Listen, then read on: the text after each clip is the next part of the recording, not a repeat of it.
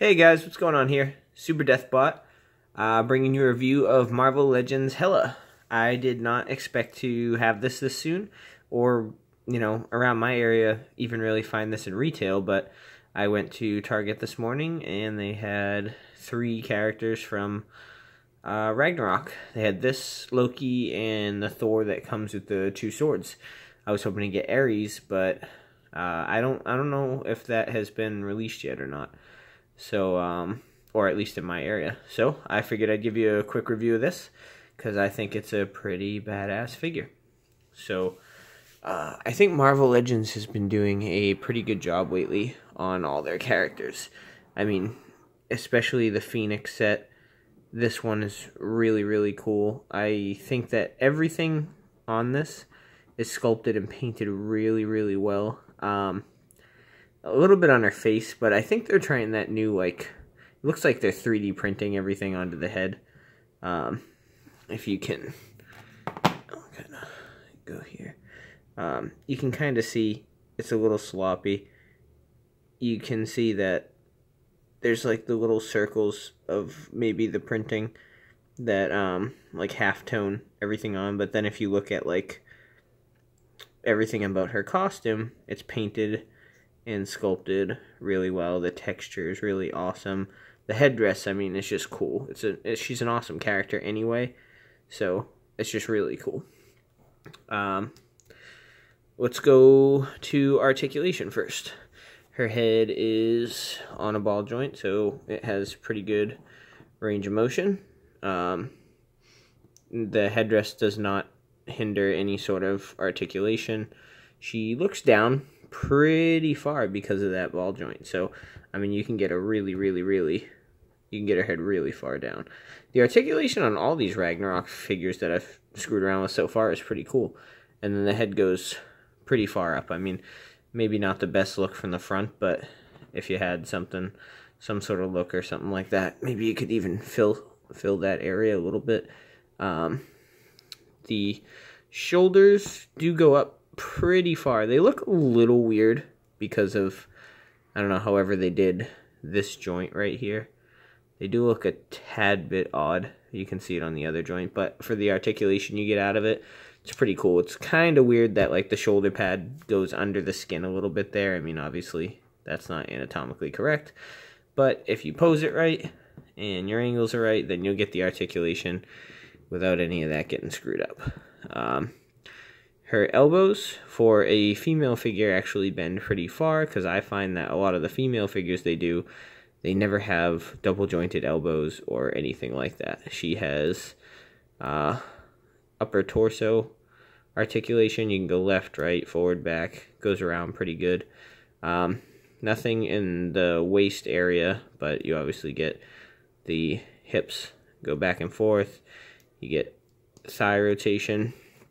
You get a double jointed knee that works pretty well. You get ankle pivot, or yeah, I mean, you kind of get an ankle rocker. You do. Maybe it's just a little stiff. Her wrists go back and forth, or left to right, I should say, and there is a peg in there. It's more like it's not on the actual inside of the wrist, it's on the side here. So it's kind of weird, but it's kind of cool. It works. So that's the articulation. But what I really am impressed with is her suit. I mean, if you look at all the detail in her suit, it is really awesome. And I mean, all the lines are super clean. The texture in her suit is really great. The paint in her suit is really great. I mean, everything they did about this character is awesome. I like the design of her feet. I like the way they did those and how they hid the articulation for the rocker in there. So it looks really cool. But I mean, I think that the paint and the sculpt on this figure is awesome, and I think that they did a really good job on her face and headdress. So I think that part's really cool. It does, however, come with an alternate head, which I think they did an equally good job on. So I think it looks just like the actress who plays her. Marvel Legends has really been stepping up their head sculpts and paints. So, I think they did a good job on that. The hair is sculpted well. So that's pretty cool. I like that they're actually offering decent alternative heads now. So I think they're doing a much better job on not having everything just be glossy, shitty plastic. What I did forget to do while the headdress was on was the cape.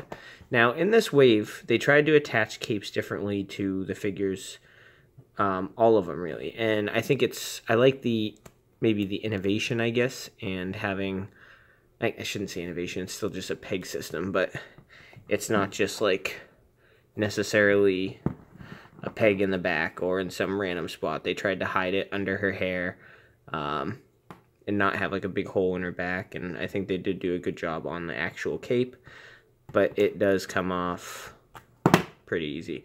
And honestly, the only reason it even held that much was because her hair was in the way of having it fall off. But it is kind of cool that the peg system is hidden really by her hair if the cape is not on. So I do like that they're trying to actually disguise some of that stuff. So I think that I'll take that trade-off. She also comes with this sword. I think they did a pretty cool job on it. It's not many paint apps, but the sculpt work on it is pretty good. You get a lot of texture in it. Sorry, this is not focusing. I don't know what the issue is there, but let me see if I bring her back into focus, if it will. Come on. Alright. So, as you can see, the sword has a lot of detail, a lot of fine work in it. Obviously, it's just black, so there's no washes or dry brushes or anything like that, but pretty cool accessory. I'm excited to see this character in the actual movie, because she obviously, from the trailers, destroys Thor's hammer, and I think she's going to be a pretty cool villain. So I'm excited for that. Overall, I was really looking forward to this figure, and I was really looking forward to see if Marvel Legends in general kept everything going with how good everything has kind of been going lately. So it does. Well, that does happen too also. The headdress is in like a peg system. So I actually am kind of glad that happened, because I meant to mention that everything just kind of goes back into place. So I'll pop that back in after. But as you can see, they did a pretty awesome job on her. I would say if you're interested in the character at all, then if you see her, I would pick her up, because to be honest, this is one of my favorite Marvel Legends I've actually ever owned. I think she's really cool looking. I love the design they did in the movie, and I don't think you can go wrong if you have any interest. It'll be a really neat figure to pick up. For a quick size comparison, sorry, I have a little trouble standing her there. I'll use Deadpool. So pretty much everyone, I think, knows how big Deadpool is. So she's actually pretty tall. His head's down a little bit, but she's a pretty tall figure. I wish I had my tape with me, but I mean, I gotta assume she's 6.5, 7 inches. I'll show you her against Thor real quick so you can kind of see that size comparison, and he's one of the next ones I'm gonna review. So she's pretty much the same size as he is. So she's a little bit taller than a regular Marvel Legends though. So like I said, I think she's awesome. If you guys are interested, pick her up, and you won't be disappointed. Thanks, guys.